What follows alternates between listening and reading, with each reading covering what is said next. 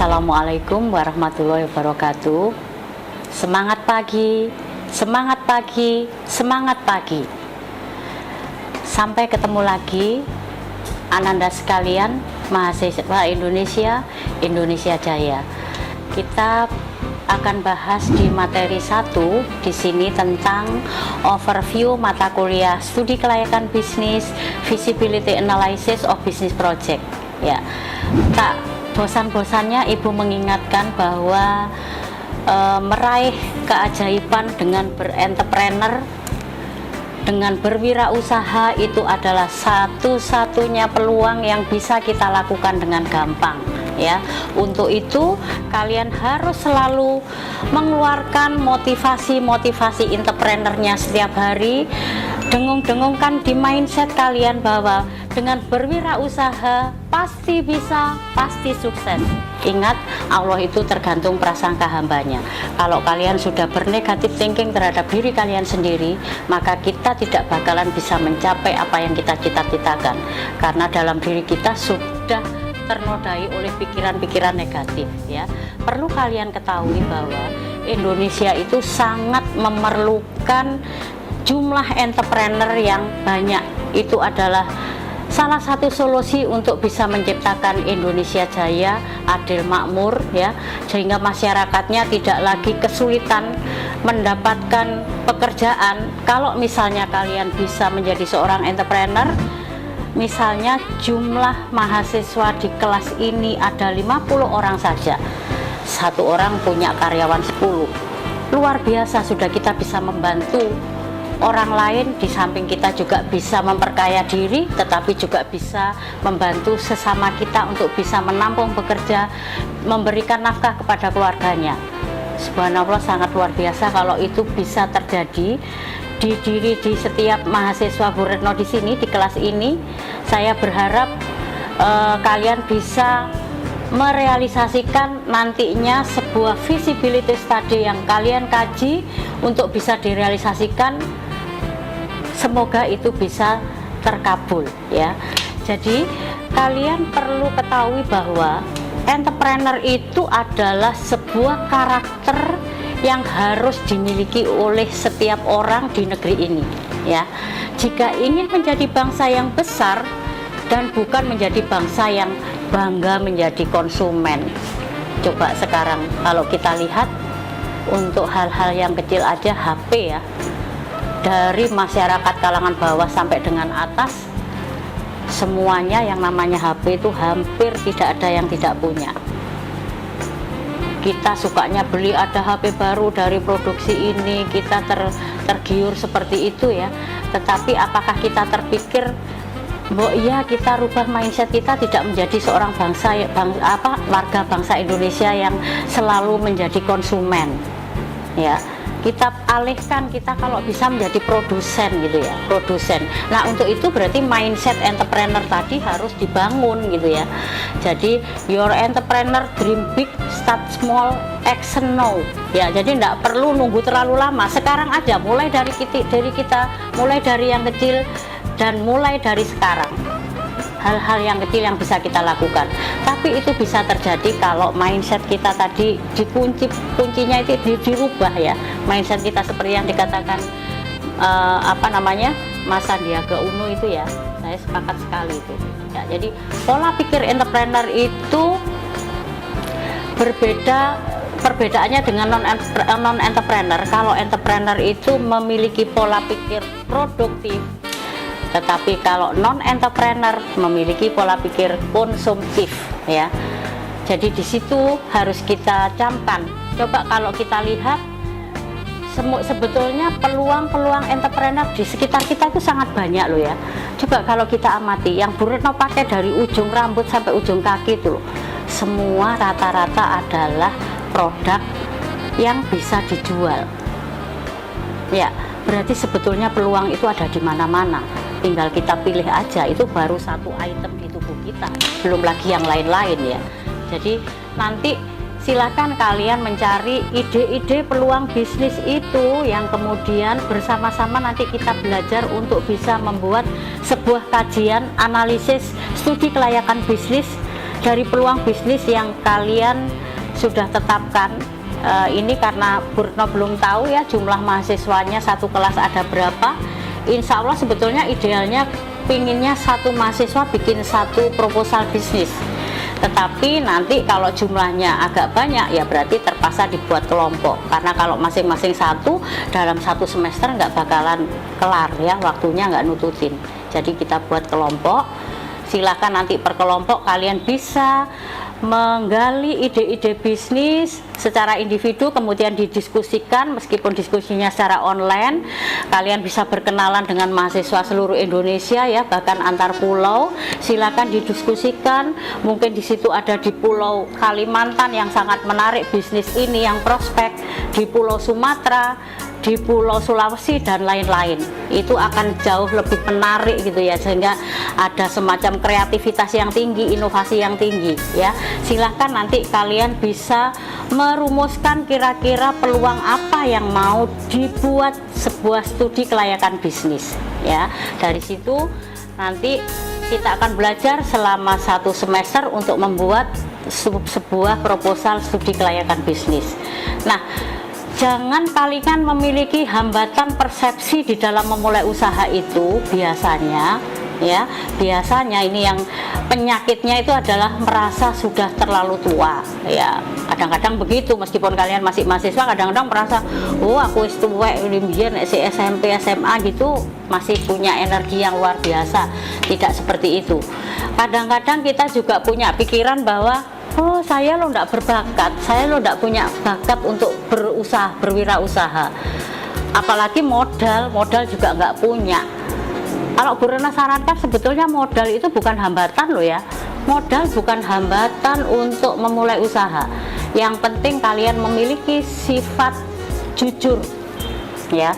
Kalau kalian memiliki kompetensi di dalam membuat sebuah proposal yang handal, yang kira-kira di situ layak untuk mendapatkan modal, itu sebetulnya sangat gampang. Tidak perlu di bank dan yang lain-lain. Kadang-kadang ada beberapa masyarakat kita, tetangga kita, saudara kita, teman kita itu yang memiliki modal besar tetapi mereka enggan untuk melakukan usaha sendiri ya. Kita berjejaring aja sama mereka untuk menjadi seorang investor dari bisnis proposal yang sudah kita buat. Ya, itu sudah Bu Retno buktikan. Ada banyak mahasiswa Bu Retno di Fakultas Ekonomi Manajemen ya Universitas Muhammadiyah Jember. Tadinya dia seperti itu, katanya nggak punya modal dan seterusnya, tapi setelah sekian tahun lulus, dia sering kontak-kontak juga dengan Bu Retno. Ternyata dia membangun sebuah bisnis yang alhamdulillah meskipun itu di pelosok-pelosok desa, dan sampai sekarang berjalan terus, masih tetap ibu pantau gitu ya. Nah, itu awalnya juga mengatakan tidak punya modal, tapi alhamdulillah ternyata dibantu tetangganya yang kebetulan dia memiliki modal yang agak besar di situ ya, lumayan gede.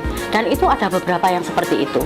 Tapi sekali lagi mindsetnya tadi dibangun bahwa kita yakin pasti kita akan sukses ya.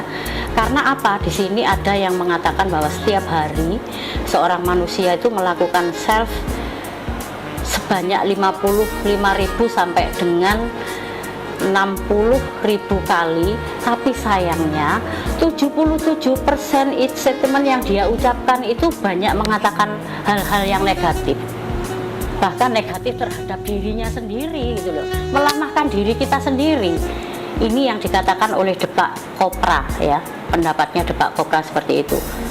Saya kurang sukses lah, saya sudah terlambat untuk berubah, saya terlambat menjadi orang sukses, saya sudah terlalu tua untuk sekolah lagi, saya bodoh, saya tidak berbakat berbisnis. Kata siapa?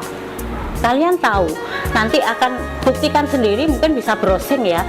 Ternyata perjalanan orang-orang sukses di dunia maupun di Indonesia maupun di daerah kita dan sekitarnya itu pastinya ya juga dengan tidak cara instan dong ya, tidak bim salah bim terus sukses, tetapi pelajari prosesnya, baik prosesnya.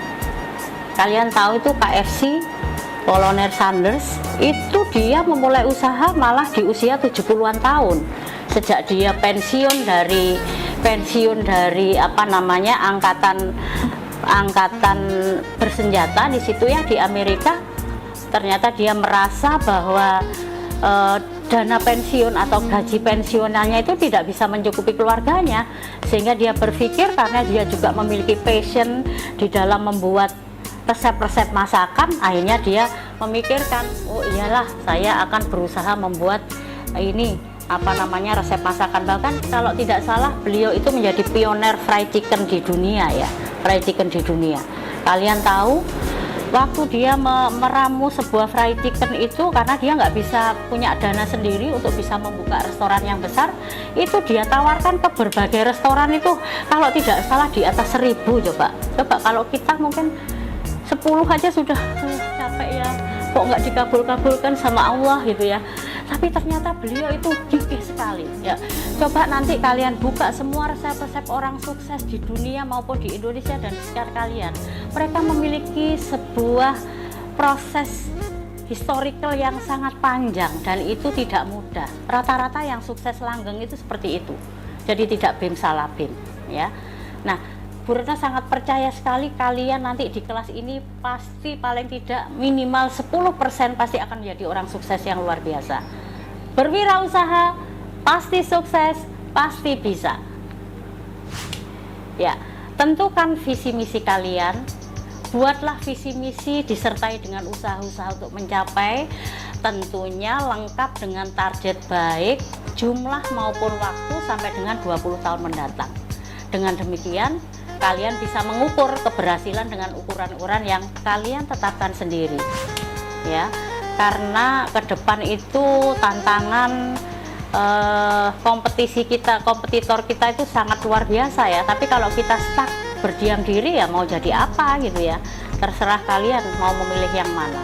Jadi sekali lagi sudah waktunya berubah. Seorang Norman Vincent mengatakan, jika Anda tidak memperoleh segala keinginan yang Anda harapkan dalam hidup, maka pelajari. Ternyata sebenarnya Anda itu tidak memiliki antusiasme. Nah, jangan sampai kita seperti itu ya. Nah, ini ada beberapa sepenggal kisah sukses dari pengusaha sukses. Itu ada ceritanya suksesnya Honda ya, Soichiro Honda. Nah, perjalanan hidup dia, coba kalian kalau diam-diam juga pelajari orang-orang sukses itu untuk bisa diikuti jejak beliau. Resep-resep suksesnya itu gimana? Ternyata dia berangkat juga dari seorang keluarga yang miskin. Kemudian Panasonic juga demikian, Konosuke Matsushita. Yang ini juga dia dulu pada usia 9 tahun ia bekerja di sebuah toko sepeda. Dan coba nanti lanjutkan sendiri mencari kisah sukses Panasonic. Kemudian ada juga yang seperti Bu Retno sampaikan tadi, Colonel Sanders ya, KFC. Itu juga dia kegigihan, beliau itu berusaha di usia 70 tahun malah. Mulai 70 tahun baru memulai usaha. Tapi subhanallah luar biasa, sekarang kita malah jadi sasaran konsumen beliau ya. Mungkin beliaunya sudah meninggal, tetapi kerajaan bisnisnya terbangun, berjalan terus bahkan di seluruh dunia. Dan itu menyesuaikan, kalau di Indonesia di situ ada nasinya dilengkapi dengan ada sup menyesuaikan di setiap budaya negara-negara tersebut, menyesuaikan sehingga dia bisa langgeng sampai sekarang.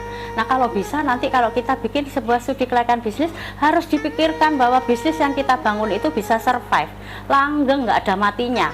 Kalau bisa nanti 7 turunan kita bisa mengikuti seperti itu ya. Kemudian McDonald ini juga sukses restoran siap saji ya, dimulai 1940 ya. Nah, kalau kita pelajari semuanya mereka itu merupakan sosok-sosok pengusaha yang gigih ya. Jadi tidak serta-merta bim salah bim langsung sukses. Kemudian kalau di Indonesia kita tahu ada Cak Man ya. Kisah bakso Cak Man itu yang dulu dipikul jualannya ya. Terus kemudian ada rombong didorong, dan sekarang subhanallah dia sudah punya beberapa gerai di seluruh Indonesia ya, ada di mana-mana gerainya. Tinggal lihat aja, kalau entrepreneur itu kalau pertama memang kita masih berusaha semaksimal mungkin, gigih begitu ya, masih seperti itu. Tapi kalau sudah jalan, namanya duit itu datang sendiri loh. Tapi juga tidak boleh leha-leha ya, tetap harus dipikir strategi bisnis kita. Nah, kemudian juga ini almarhum Bob Sadino. Bob Sadino yang beliau itu tampilannya sangat sederhana ya, kemana-mana pakai celana pendek. Dia mengatakan bahwa orang sudah terlalu terbiasa berpikir secara linear. Kalau mau usaha pasti mencari untung, mencari berhasil. Padahal dalam usaha itu yang pasti ada rugi dan ada gagal loh. Jadi kalian juga jangan alergi dengan gagal. Mungkin dengan gagal itu adalah jalan kita untuk lebih mencapai kesuksesan. Seperti yang dikatakan Bob Sadino ini, bagi kamu yang mau berhasil, justru cari kegagalan dulu sebanyak-banyaknya.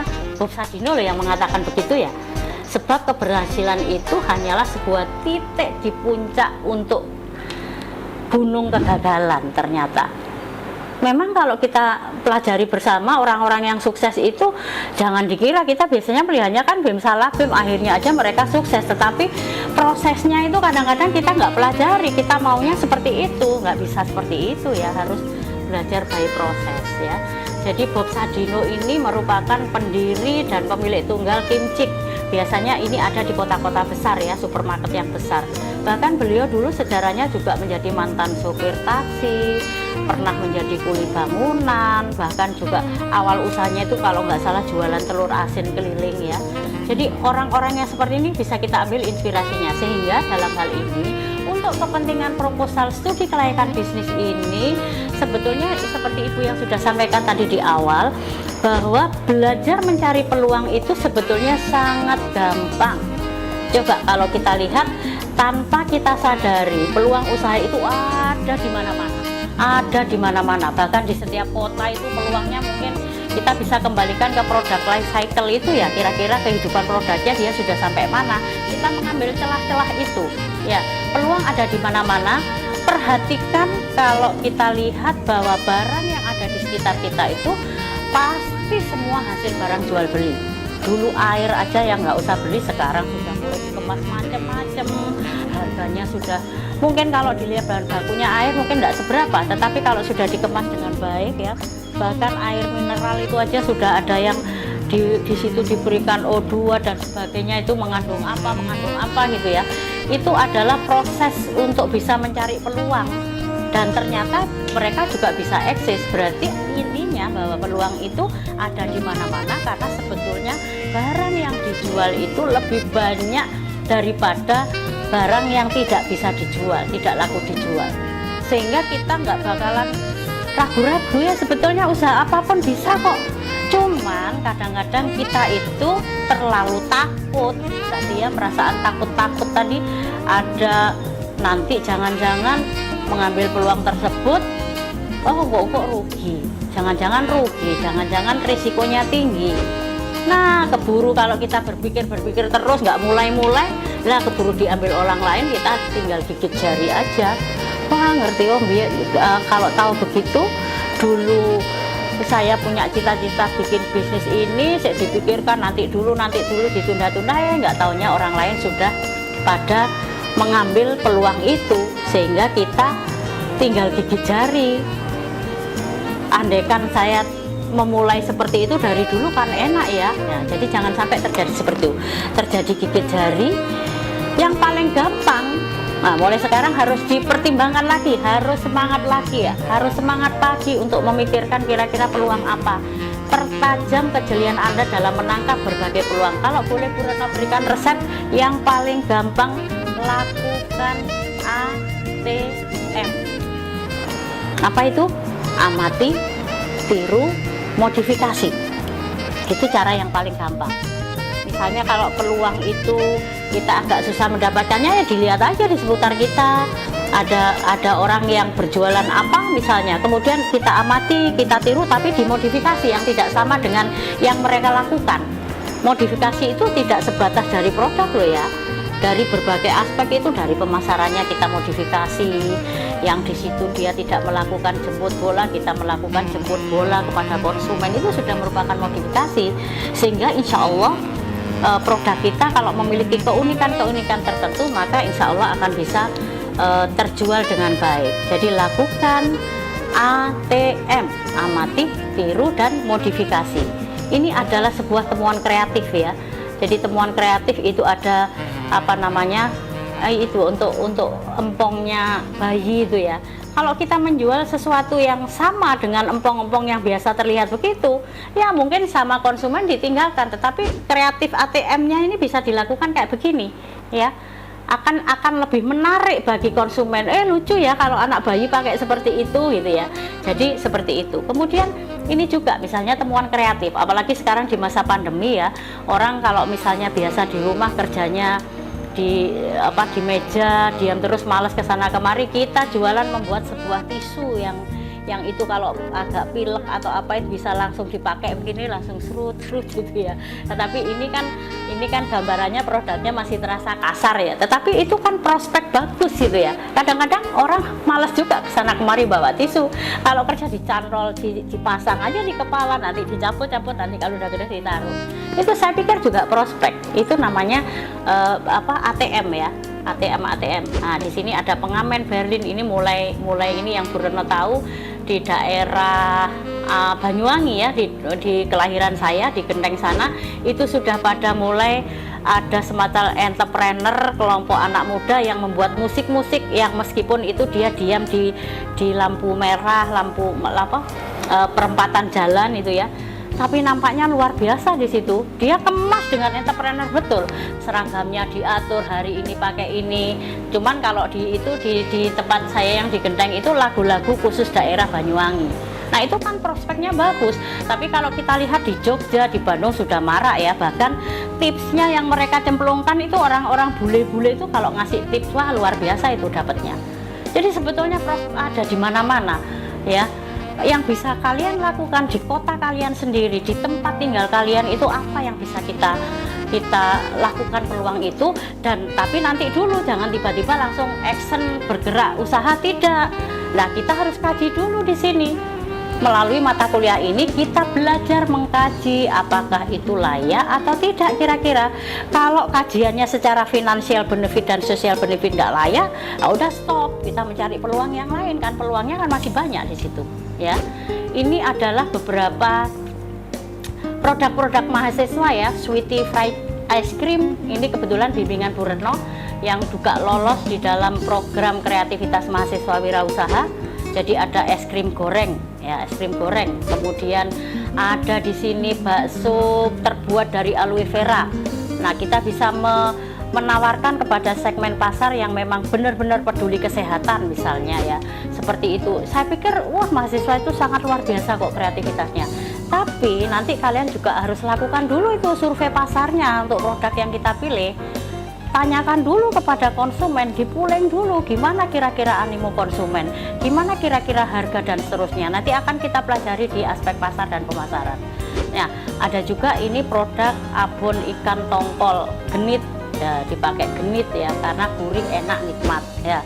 Mungkin dengan nama yang seperti itu kan di masa pandemi ini misalnya, karena kalau daging ayam itu agak mahal. Nah, di daerah kalian yang di daerah pesisir misalnya ya, lautan yang di situ produksi ikan melimpah ruah, kalau kelebihan kan bisa itu kita buat pengemasan.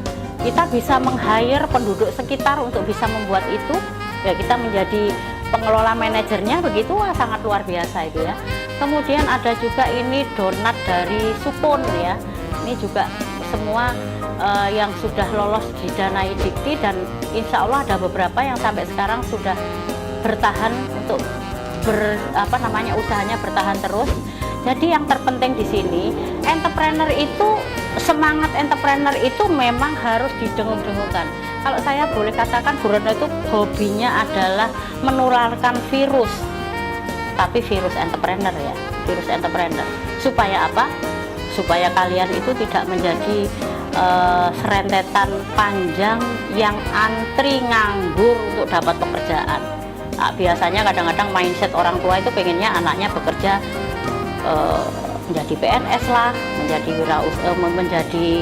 pegawai bank dan seterusnya ya. Kalau di ekonomi kan biasanya impiannya begitu ya, menjadi sekretaris seperti itu.